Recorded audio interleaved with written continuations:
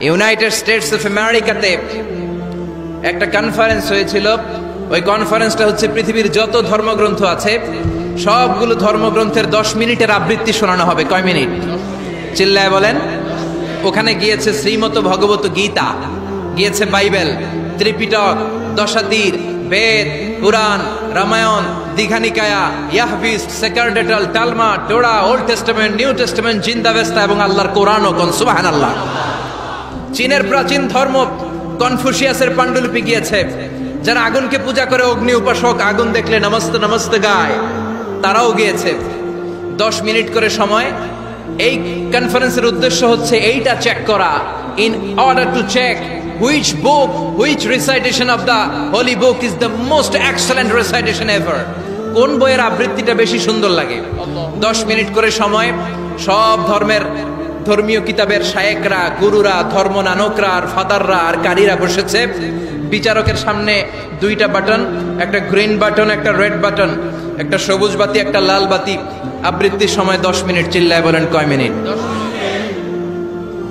সবুজ বাতিতে চাপ দিলে আবৃত্তি শুরু, রেড বাটনে চাপলে আবৃত্তি শেষ। প্রথমে ডাকা হয়েছে শ্রীমত ভগবত গীতা। 10 মিনিটের জন্য যে পড়তে শুরু করেছে, ওম নমো ভগবতী বাসুদেবায়। 10 মিনিট পড়েছে। পড়ার পরে বিচারক রেড বাটনে প্রেস করেছে, সময় শেষ, নেমে গিয়েছে। এরপরে ডাকা হয়েছে ত্রিপিটক, বিনয় পিটক, শাম পিটক, অভিধর্ম পিটক মিলে 3টা পিটক। এটা বৌদ্ধ ভাইদের কিতাব।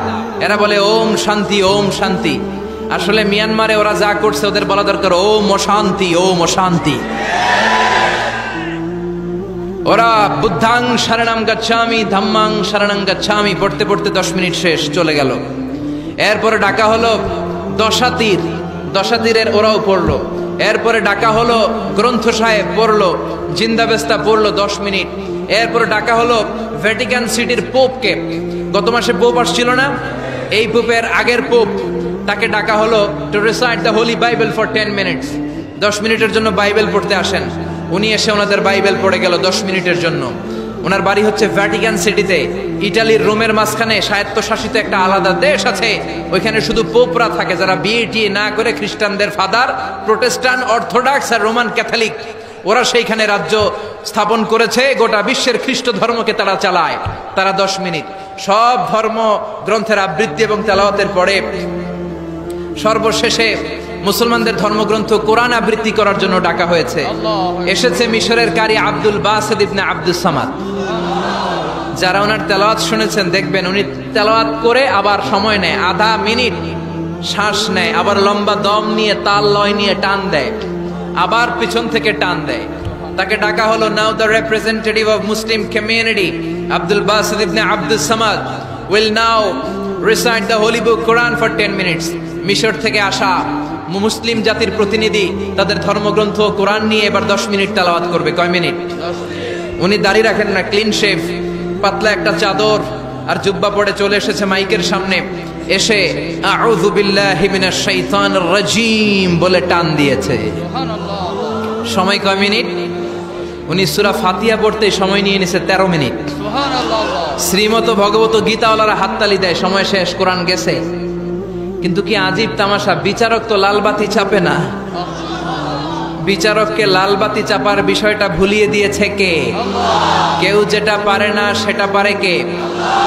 আব্দুল বাসিত কয় এই তো সুযোগ পাইছি আমি। বিচারক যেহেতু লালবাতি চাপে না, আমি আরেকটা সূরা ধরি। উনি কোরআনের সবচেয়ে সুন্দর সূরা আর রহমান তেলাওয়াত শুরু করলেন। উনি উনার গলায় আল্লাহ যত সুর দিয়েছিলেন সব সুর, দরদ, আদর ঢেলে দিয়ে সুরের ঝংকার তুলে পুরো কনফারেন্সকে মাতিয়ে দিলেন। 15 মিনিট হয়ে যায়, বিচারক লালবাতি চাপে না। 20 মিনিট, 25 মিনিট, 30 মিনিট হয়ে যায়, লালবাতি চাপে না। এদিকে অর্গানাইজিং কমিটির প্রধান চেয়ার থেকে উঠে এসে বিচারকের গায়ে ধাক্কা দিয়ে বলে, এই man, what's the hell are you doing here? What's wrong with you? Why aren't you pressing the red button? লাল বাতি চাপোস না কেন? ওরে ধাক্কা দেওয়ার পরে বিচারক ভূত দেখার মতো চমকে উঠছে। কি? হ্যাঁ, লাল বাতি।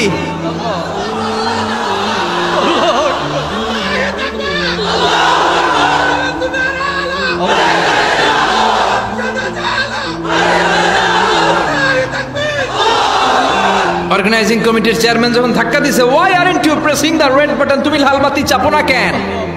ভিমড়ি খেয়ে ওর লাফ দিয়ে, কি হ্যাঁ লাল বাতি নীল বাতি কোন বাতি কোন বাতি? হুশ নাই, ওর হুশ নিয়ে গেছে কে?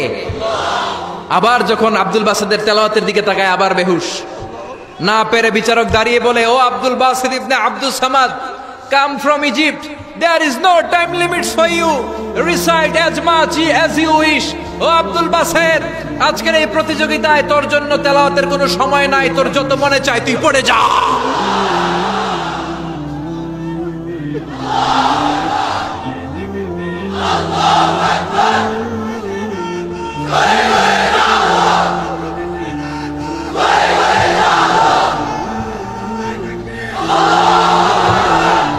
চল্লিশ মিনিট সময় ধরে গোটা মুসলিম বিশ্বের অহংকার, মিশরের সবচেয়ে বড় কারি Abdul Basit ibn Abdul Samad গলার সব দরদার সুর উজাড় করে কনফারেন্স রুমে সূরা আর রহমান তেলাওয়াত করলেন।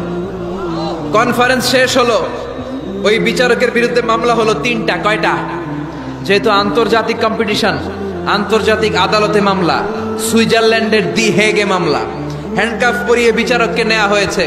মাননীয় আদালত বলে, why made you partiality between the books? You have given to Bible 10 minutes, you have given to Srimata Bhagavata Gita 10 minutes, you have given to Tripitaka 10 minutes, why have you given extra 30 minutes for Quran? সব ধর্মগ্রন্থরে 10 minute দেওয়ার কথা, বাইবেলরে দিলি 10, শ্রীমত ভগবত গীতারে দিলি 10, ত্রিপিটকরে 10, কোরআনরে অতিরিক্ত 30 minute, মানে আগের 10 আর 30 মিলে 40 minute দিলি কেন? বিচারক বলে, অনারেবল জাজ, I have a humble question to you. মাননীয় আদালত, আমার একটা বিনয়ের প্রশ্ন আছে। আদালত তো টাসকি খেয়ে গেছে, কিরে আমার এবার প্রশ্ন করে কেন? বিচারক বলে, আমার প্রশ্ন হচ্ছে, বিচারক তো আমি নিজে হই নাই, জাজ তো আমারে আপনারাই বানাইছেন। আমি তো ওদেরকে 10 মিনিট দিছি, ঠিক কি না? আমি তো বাইবেলরে 10 মিনিট দিয়েছি। এর কারণ, যখন বাইবেল পড়তে এসেছে আমার হুশ আছে, আমার সময়ের জ্ঞান আছে, আমি সময়ের টাইম ধরে বসে আছি, আমার হিতাহিত জ্ঞান আছে, আমার নার্ভাস সিস্টেম ওকে। 10 মিনিট শেষ, আমি রেড বাটনে চেপেছি, উনি নেমে গিয়েছে, বাইবেলকে ডেকেছি, বাইবেল শেষ, শ্রীমত ভাগবত গীতাকে ডেকেছি, গীতা শেষ, ত্রিপিটককে ডেকেছি। কিন্তু এই মিশরের কারি আব্দুল বাসেদ জুব্বা একটা পরে কোরআনটা হাতে নিয়ে মাইকের সামনে এসে কি যে বলে একটা টান দিল, ওই টান দেওয়ার সাথে সাথে আর আমার হুঁশ নাই। আমি কি সাগরের উপর, নাকি মহাশূন্যে, নাকি জমিনের অতল গহ্বরে? আমি কোথায় বসে আছি, আমি কোথায় দাঁড়িয়ে আছি, আমি নিজেই জানি না। আমার সময়ের কোনো জ্ঞান নাই, আমার হিতাহিত বুদ্ধি নাই, আমার নার্ভাস সিস্টেম ফল ডাউন করেছে, আমার শরীরে ভাইব্রেশন শুরু হয়েছে, কাঁপুনি শুরু হয়েছে।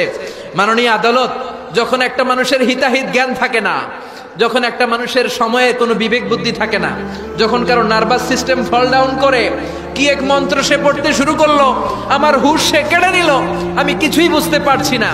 যখন আমি আমার সাথে নাই, যখন আমার হুঁশ নাই, যখন আমার নার্ভাস সিস্টেম ফল ডাউন করেছে, এরকম একটা পরিস্থিতিতে যখন আমি medically unfit, how can I press the red button? You answer me.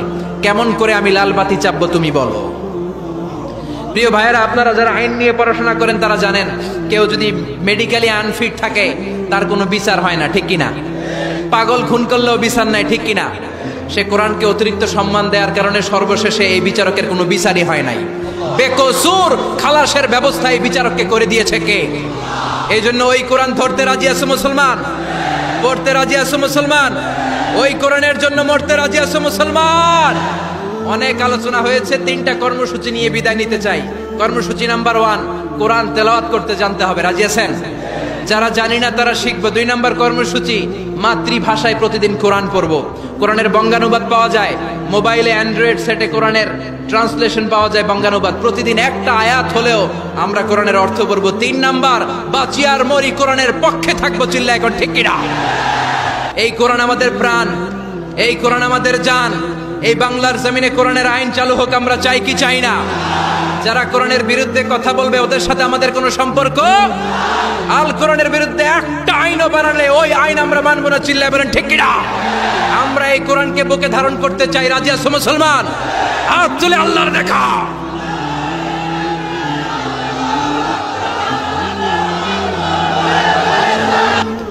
আল্লাহ আমাদের সবাইকে কথাগুলো বুঝার ও আমল করার তৌফিক দান করুক, আমরা বলি আমিন।